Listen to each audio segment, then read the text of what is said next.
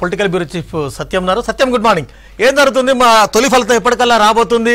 Counting సంబంధించిన updates ఏంటి? Venkat,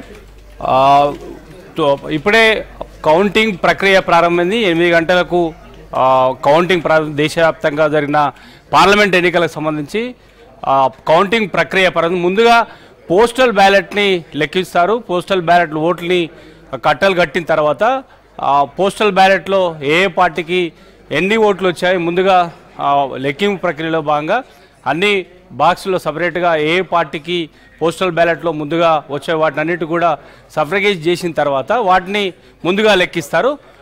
8:30కు EVM ఓట్ల లెక్కింపు ప్రక్రియ ప్రారంభమవుతుంది.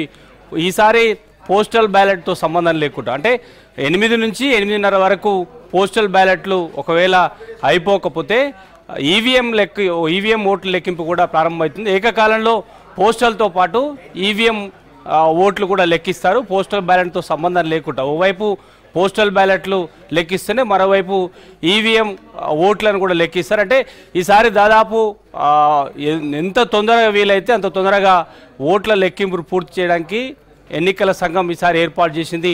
గతం కంటే ఈసారి తొందరగా ఈసారి ఓట్ల లెక్కింపును పూర్తి చేయాలనే ఒక వ్యూహంతో ఎన్నికల సంఘం పనిచేస్తుందని చెప్పేసి ఇక దేశవ్యాప్తంగా కూడా చాలా ఉత్కంఠగా ఎదురు చూస్తున్నారు. 2 జాతీయ పార్టీలు కాంగ్రెస్ బీజేపీ మధ్య హోరాహోరు ఓట్లు పోలైన నేపథ్యంలో దాదాపు 64 కోట్ల ఓట్లు పోలాయి.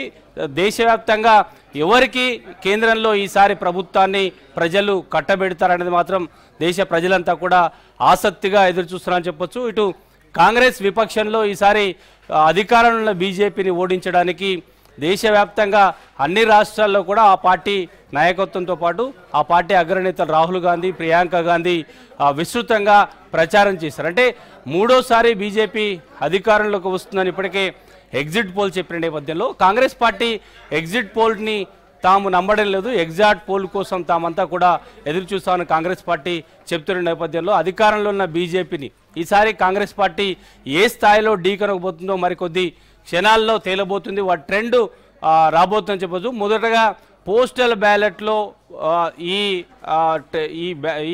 ట్రెండ్ మొదలైతే ఆ తర్వాత ఈవీఎంలో వాటి పోలింగ్ ఏ విధంగా ఉండబోతుంది, ట్రెండ్ ఎవరి వైపు దేశ ప్రజలంతా మొగ్గు చూపుతారని మాత్రం తేలబోతుందని చెప్పొచ్చు. వెంకట్.